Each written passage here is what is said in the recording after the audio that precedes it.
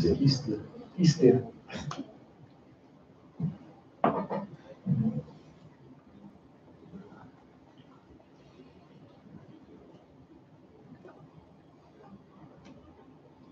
Boa noite a todos vocês que nos acompanham. É uma grande honra para todos nós ter uma conversa agora, nesse momento, olhando no olho de cada um, para tratar de coisas sérias, coisas importantes que interessam ao nosso país. E para bater esse papo conosco de coisas sérias, mas também descontraído, a piada está liberada aqui também hoje, sua direita, Bernardo Kister, Flávio Morgenstern, Alan dos Santos, nosso professor, economista Paulo Guedes, e o nosso grande líder, pré-candidato à presidência, liderando todas as pesquisas existentes e imaginárias, Jair Bolsonaro. Então, quero começar aqui agradecendo mais uma vez a todos vocês pelo grande sucesso, todo esse alcance que nós tivemos por ocasião da presença e participação de Jair Bolsonaro no programa Roda Viva. Só que, por outro lado, a gente não teve oportunidade de tratar daquilo que o povo brasileiro quer ouvir e quem está colocando o seu nome para comandar o nosso país a partir de 2019. Então, quero começar passando a bola para o nosso Bernardo Kister, para que faça a sua apresentação inicial e a gente comece esse bate-papo aqui, agradável, descontraído e que sirva de esclarecimento para quem nos acompanha. Deputado, Jair, nós estamos numa conversa informal, vai ser Jair mesmo. A tua principal bandeira é segurança. Você fala o tempo inteiro a respeito do Estatuto do Desarmamento, como a gente precisa armar o cidadão, e isso é uma coisa que tem que ser respeitada em função do referendo. Isso aí é inegável. Agora, armar a população, disponibilizar a possibilidade de comprar armas, é um plano de segurança privada, porque é o cidadão que vai se defender. Agora, quais são as propostas ou as ideias, o que você pretende fazer em relação à segurança pública, se você for eleito? Olha, em grande parte, qualquer decisão nossa tem que passar pelo Congresso Nacional. Está bastante maduro o Congresso, me entender, que nós trabalhamos pela governabilidade, conversando individualmente com os parlamentares lá dentro. Porque se você for procurar as velhas lideranças, que se comportam como lideranças sindicais, você vai ter que se sujeitar às suas imposições. E eu tenho dito, para fazer a mesma coisa, estamos fora. Olha só, a gente pode falar muito sobre isso aí. O que eu quero é que o referendo seja respeitado. O povo não decidiu isso? Agora, quando o povo decidiu dessa forma, o que o governo do PT fez? Burlou, deu um golpe na democracia e foi em cima de um dispositivo do Estatuto do Desarmamento, onde você tem que comprovar efetiva necessidade. Aí, o que é efetiva necessidade? Para mim, por exemplo, todo mundo diz que estamos em guerra. Está comprovada a efetiva necessidade. Agora, eu não quero jogar para cima e quem pegar, pegou. É isso. Lógico, alguns critérios não tão rígidos como os que existem aí, para a posse de arma de fogo. O que é posse? É você ter uma arma dentro da tua casa, do teu apartamento, da tua fazenda, da tua chácara, do teu comércio. Tá? E no tocante ao porte de arma de fogo, vai ser, logicamente, não como está aí. Você tem que facilitar. Por exemplo, eu, capitão do Exército, você acredita que eu tenho que, periodicamente, me submeter a uma bateria de testes? Eu fiz uma academia militar das Águas Negras. Por exemplo, quem prestou o serviço militar obrigatório? Tá certo? Você tem que facilitar o porte para essa pessoa. Os atiradores, caçadores, não sou favorável a liberar caça de animal nenhum, não. A nossa briga é caça de javali. Tá? Por exemplo, os vigilantes, tá? Os caminhoneiros, você faz algum teste. Se o elemento for aprovado, uma idade mínima, 21 anos, acho que é mais que suficiente, ele vai poder portar a tua arma. Agora, paralelamente, você vai ter que ter uma legislação. Se você resolver brigar no trânsito, vai ficar complicado para a vida. Ok? Para exatamente impedir isso aí, a proliferação de arma de fogo. Porque irresponsável é o governo que desarma o cidadão de bem e deixa a bandidagem muito bem armada. Um dado interessante, se você pegar a taxa de homicídios média no Brasil, de 1995 até 2015, nós estamos pegando dois referenciais. Antes do Estatuto do Desarmamento, antes, inclusive, da lei de 1997, que previa que o porte de arma, até como não era nem crime, era uma contravenção. Ainda você comprava realmente uma arma numa loja, por exemplo, preenchendo uma ficha, não tinha muita burocracia.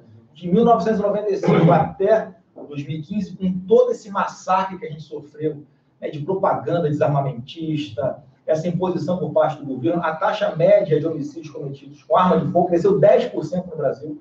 Em alguns estados do Nordeste, ela explodiu mais de 500%. Em estados onde houve uma diminuição dessa taxa de homicídios cometidos com arma de fogo, se deu muito em função de algumas políticas de governo que simplesmente impediam a polícia de combater os criminosos altamente armados. Então, não dá de jeito nenhum para falar que teve algum sucesso essa política de desarmamento no Brasil, né? Em relação às polícias, por exemplo, você tem alguma ideia em relação à Polícia Federal, às polícias civis, a municipalização das polícias, por exemplo? Olha só, o que eu sinto me colocando na pele de um policial do Rio de Janeiro? Porque eu aprendi desde cedo no quartel, né, que você tem que se colocar no lugar do subordinado e depois de dar uma ordem para ele. Certo? Se coloca no lugar do policial. Nós estamos aqui 10h30 da noite. Ele está na rua, tem gente que está na rua. Ele entra em confronto. Ele é obrigado a entrar em confronto porque atira em cima dele. Qualquer coisa que aconteça não razoável, porque quando se mexe com arma de fogo, tudo pode acontecer. Esse policial dificilmente não vai responder um processo. Não existe uma advocacia para defender. Ele vai ter que se virar. O que também, o caso do policial, e também eu quero contar um exemplo bem claro aqui, bem rápido aqui, está também na rua aqui alguns soldados do Exército Brasileiro, 20, 28 de idade, 22. Esse garoto aí está prestando um serviço militar, engajou, tem seu time de futebol, vai na praia, tem sua namorada, okay?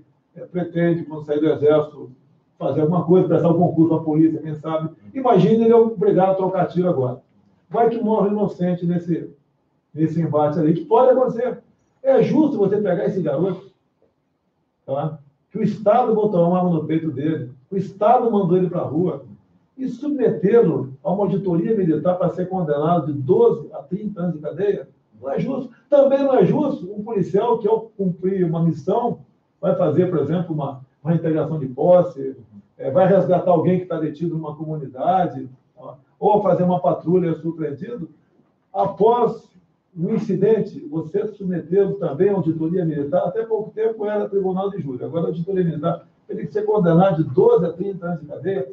Este pessoal precisa de uma retaguarda jurídica. E não é só eles. Você também, Bernardo. Se alguém está na tua casa e você atirar nesse cara, você pode ser enquadrado por excesso, um montão de coisa.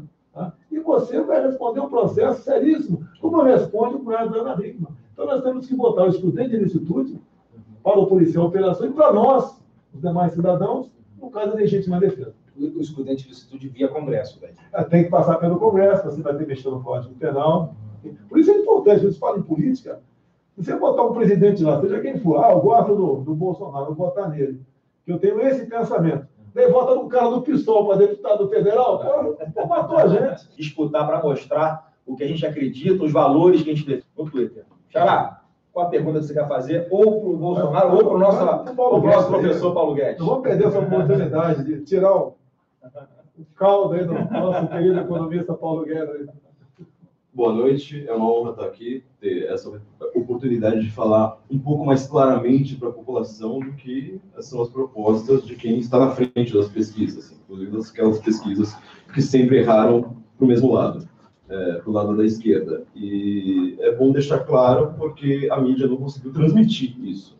São muitos ataques e não tem uma clara... uma pergunta sobre propostas de fato. Então, vou fazer uma pergunta dupla aqui, tanto para o Paulo quanto para o Jair. Como nós poderíamos sumarizar o que serão as propostas para o governo Bolsonaro para essas questões que não foram discutidas ainda, por exemplo, saúde, educação, qual seria a base? Como a gente pode sumarizar isso de uma maneira rápida? Olha só, eu não é de hoje. É escândalo em cima de escândalo. Como é que é feita a política normalmente? Que eu estou há 27 anos dentro do parlamento. Nunca votei com o meu partido, ou com os meus partidos. Sempre votei de forma independente. O voto é meu, é sagrado. Tá? E acabam as eleições. O presidente eleito vai lá para os porões do Jaburu, os seus 8, 9 líderes mais importantes, senta todo mundo lá. Ah, você tem 80 votos, 60, 50, 40, 40. O que você quer? Eu quero Ministério do Transporte. Eu quero diretoria de banco. Eu quero estatal. E tudo é loteado. O presidente, ele não indica quase ninguém. A maioria foi indicada pelos outros. E ao indicar isso, o presidente está interferindo no trabalho do legislativo. E você vai no artigo 84, é isso que nós temos que mudar, nós temos que quebrar isso. Caso contrário, não adianta um candidato qualquer, num debate. Tem uma proposta maravilhosa para a economia, por exemplo. Daí chega lá, chega o seu Renan Calheiros e fala, não, o ministro da Fazenda, quem vai indicar sou eu. Tá? Ou do planejamento, ou seja lá o que for. Não tem como dar certo essa forma de fazer política.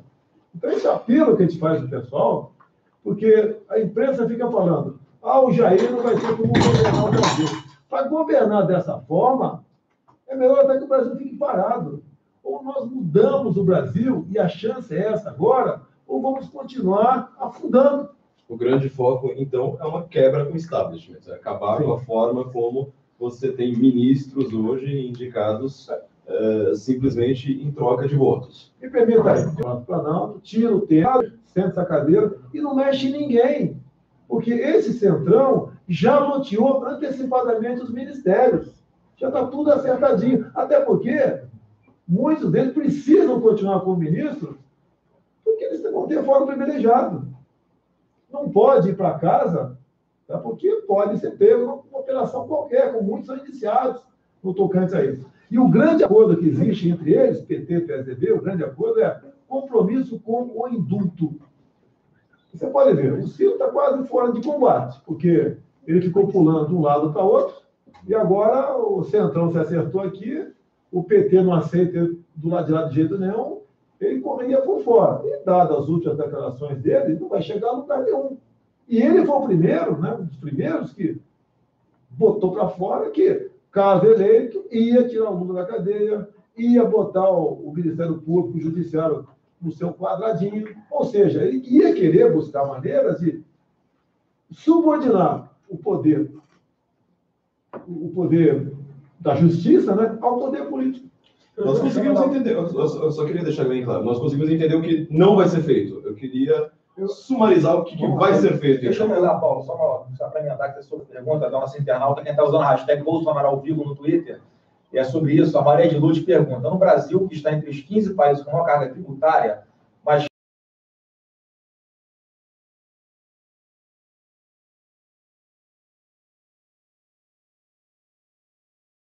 informação geral, quer dizer, quando perguntaram, como é que vocês vão trabalhar, o que você vai fazer? Primeiro, a franqueza entre nós, e ele é direto, eu sou também, e eu até brinquei e falei o seguinte, a ordem está começando com o progresso. O progresso não sou eu. O progresso são as ideias de uma economia de mercado.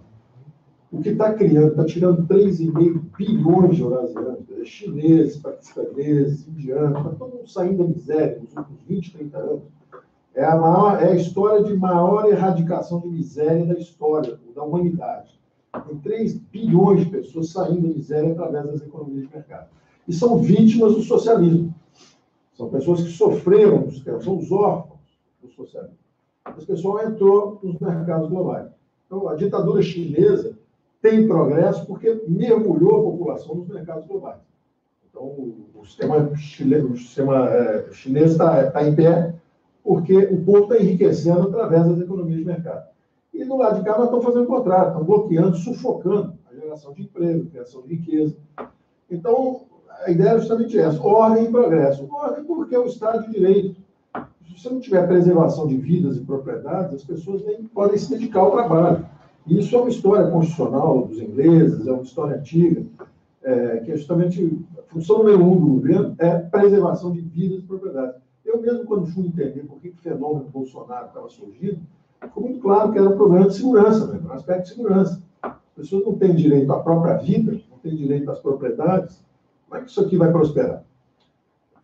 Agora, em cima disso, tem as outras prioridades. Isso está ligado também ao fenômeno político que ele diz. Pô, essa classe política, se o negócio é só fazer o tomar lá da cá em Brasília, você praticamente, com essa centralização de recursos ativos, e a redemocratização não conseguiu enfrentar esse problema propriamente, sabe por quê? Os gastos do governo eram tão grandes que nós fomos para a hiperinflação, depois nós fomos para o congelamento de ativos, depois nós fomos para o congelamento de preços, depois fomos para a moratória externa. Quer dizer, o Brasil está lutando há 20, 30 anos sem conseguir controlar esse crescimento do toma lá da cá. Em todos os governos, quer dizer, nós demos uma volta começando no Sarney, depois, em nome da ética, nós fomos para o PSDB, em nome da ética, nós fomos para o PT, em nome da ética, nós voltamos para o PSDB. Agora não tem. Então, nós demos uma volta ao mundo e paramos no mesmo lugar, e os gastos do governo gastando o tempo inteiro, aumentando o tempo inteiro, e a classe política sendo corrompida pelo organismo econômico. Quer dizer, eu, como economista, o que eu vejo é uma engrenagem econômica centralizada, é o que o Padilha chamou de um mecanismo, a engrenagem, o mecanismo, que é uma máquina de corromper. É uma máquina de corromper. Então você fala assim, o mensalão, foi lá no Correio. Petrolão, foi lá no petróleo. Como é que o PMDB, lá o Eduardo foi? Essa já foi na Caixa Econômica Federal. Então, viraram feudos, onde a classe política troca poderes, troca influência, troca recursos, e essa máquina acaba não atendendo a população.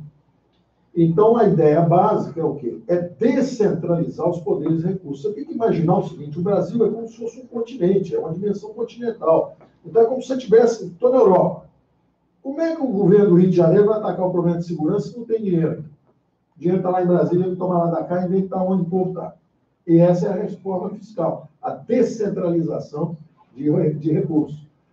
Como é que você vai atacar o problema dos hospitais municipais, que não estão funcionando, e o problema das escolas municipais que não estão funcionando, se o dinheiro está em Brasília? Então, o Bolsonaro pode ser o primeiro presidente que vai amputar seus próprios poderes, que vai reidratar a classe política, vai regenerar a classe política. Esse sistema econômico que está aí, ele, na verdade, corrompeu a política e estagnou a economia. Então, o Bolsonaro pode reabilitar a classe política. Como é que ele vai ter governabilidade? Como é que ele vai receber apoio? Até o prefeito do PT vai querer votar nele, porque está precisando de dinheiro para o hospital, está precisando de dinheiro para a saúde, para a educação, está precisando de dinheiro para a segurança. O povo está votando pela segurança. Então, essa descentralização de recursos é o eixo da governabilidade.